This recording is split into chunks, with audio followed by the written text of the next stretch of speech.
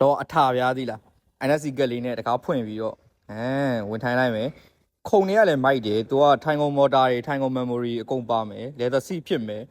ပြီးဒီမှာ CRN control လည်းအကုန်ပါမယ် cruise လည်းပါမယ် digital cluster နဲ့အမှ HUD လည်းပါအောင်မယ်ဗျအမြင်ရတော့မသိကျွန်တော်ရိုက်ပြတာတယ် HUD လည်းပါအောင်မယ်